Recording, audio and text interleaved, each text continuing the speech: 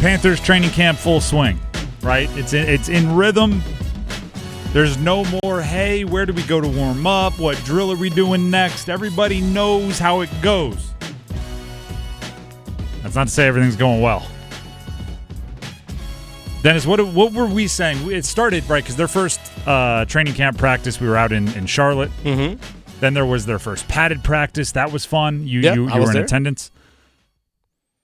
What has been one of our calling cards, one of our refrains, our choruses? No news is good news. No news is good news. At this point in the season, if you're not hearing anything, that means they're just grinding. There's no holdouts. No one's asking for more money. There's no Brandon Ayuk situation. There's no CeeDee Lamb situation. And on top of that, everybody's healthy. Well, guess what? We're starting to hear a lot of news. There's still no holdouts, but we're starting to hear a lot of news. And if no news is good news, that means the news I'm about to tell you isn't great, isn't it? Even the news that we only you can anticipate, right? We knew Jonathan Brooks wasn't ready. Did not expect him to see him in the preseason at all. By the way, Jonathan Brooks, second-round pick, running back out of Texas, expected to be bell cow if and whenever he gets healthy. I don't think anyone was it's not surprising that Dave Canales said they're not expecting him until 2 or 3, 4 weeks into the regular season. But just hearing him say it was like, man. Right, you're still holding out that little bit of hope. You know what I mean? If you're up against you see it with like Best Picture or something at the Oscars when there's one that everybody knows is going to win, but that like fifth movie is still holding out. Like maybe we'll be the surprise of the night. Like I knew Jonathan Brooks wasn't going to be playing early in the season. But maybe he's Adrian Peterson reincarnate, and he's going to recover from his ACL in 2.5 months, and he's going to run for 2,000 yards this year. He's out. Dave Canales updated us on Xavier Legette's foot lower leg extremity issue. Not a fracture. The scans came back clean. But he still isn't practicing, and it's day-to-day. Who knows? Not going to play this Thursday. And that's a player that seems like he needs some reps. I'm going to have to pick up the pace here if we're going to get through all the injuries in this segment. Yeah, I know. I'm talking too much about each one. Stephen Sullivan, tight end, placed on injured reserve with a quad injury. Tommy Tremble, tight end, sidelined with a hamstring injury. Ian Thomas, tight end, dealing with a calf injury that could sideline him all the way up to week 1 of the regular season. Tommy Tremble expected to be back probably after the first preseason game this Thursday. So, hey, let's go. Progress. Fingers crossed. Let's go. This is where the unsuperstitious person in the room, me, starts saying, like, easy, buddy. Yeah. Pump those brakes. But, yes, you're right. That's the expectation. But it's a hamstring. Hamstring, yeah, all right, let's see how it feels. Oh, there's a twinge. All right, 3 more weeks. Leaves the tight end room to Jatavian Sanders, their rookie, 4th-round pick. Jordan Matthews, who many of you remember as a journeyman wide receiver. Felipe Franks, who many of you will remember as the University of Florida quarterback. And now they've signed Jacob Hollister and Jesper Horsted. Is it Jesper Horsted? Because I'm pretty sure he can play second-line center for the Canes right now.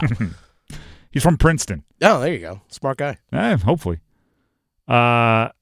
Sure, he and Jack Drury would not get along.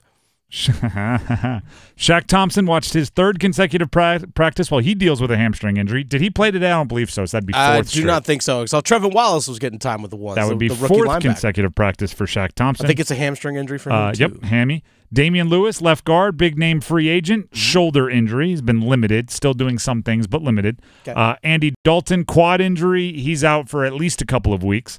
Kamoko Toure, defensive end, who they brought in as depth on the defensive line, edge rusher.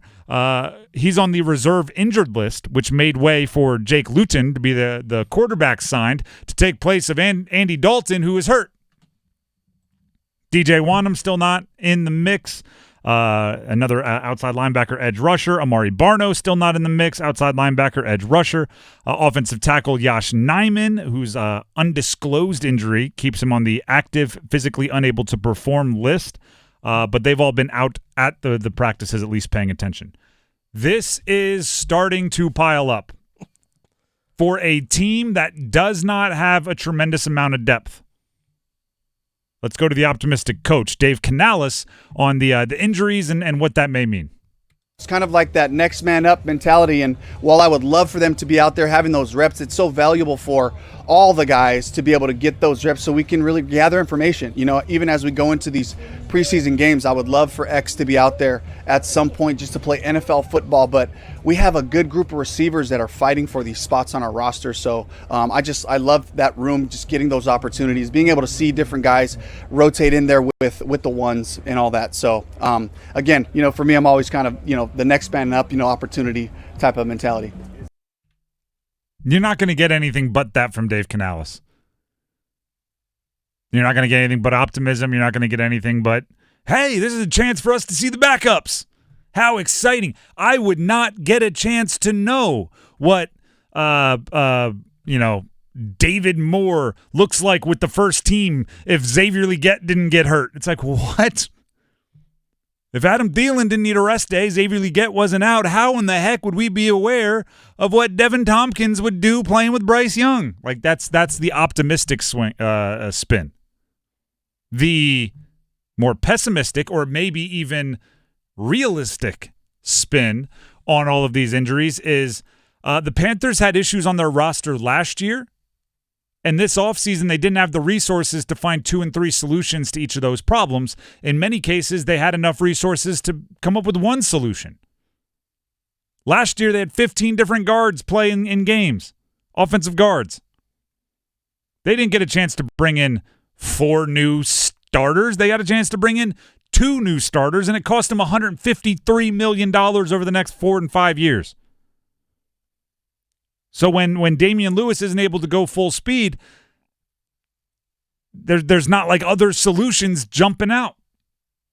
Xavier Legette, they traded up back into the first round to get him. With him now not available, you're not going to find that level of prospect elsewhere on the roster as much as you like some of those guys down on the roster. Right? It plays into the whole like roster geometry that we've been talking about, which is Deontay Johnson comes in. That makes your old number 1 wide receiver your number 2 wide receiver. Your old number 2 wide receiver your number 3 wide receiver. And suddenly everyone's more suited for the role. Well, if Xavier Legette comes out of that system, everybody from his spot down is right where they were last year. Right? Maybe Mingo was a little overtasked being the 3rd wide receiver in an offense, but at the 4th wide receiver, you like him.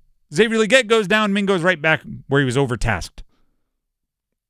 And you can go on and on, right? The tight ends room, I mean, 3 guys who, depending on how ready Sanders was when he showed up fresh out of the draft, Tremble, Thomas, and Sullivan may have been your 1, 2, and 3. Ja'Tavion Sanders, by the way, a guy I've loved since before the draft as a prospect, seems to be taking advantage of the opportunity, kind of that Dave Canales spin, making plays in practice. Here he is earlier today on what he's learned from Thomas and Trimble, 2 guys that are out. Showing me what it like feels like to be a pro in and off the field, you know what I'm saying? One of the things I needed to do coming into the next level of my game was taking care of my body and being Ian being a guy who's been in the league for this is 8th year I think now. He knows how to take care of his body, so I've been trying to do things that he does, and it's helped a lot actually. And then make plays, which he's been doing. Like I said, Sanders has been making plays. But I will say this about rookies, particularly the super physically gifted rookies, and Sanders was that at Texas. They're going to make the pop plays. They're going to make the wow plays. Then sometimes the mental errors are harder for us to see. Make 3 one-handed catches. We're like, whoa, he's awesome. Meanwhile, the offensive line coach is like, he hasn't blocked the right guy in 2 days. Yeah, exactly. But so by the way, I'm not saying that's happening. I'm just saying we wouldn't know because we don't know how the blocking assignments are laid out. Point being, Panthers cannot afford injuries. They're getting smacked by injuries. They need to start getting healthy at a rate faster than they're getting injured. And if they don't, then week 1 could be even more of an uphill battle.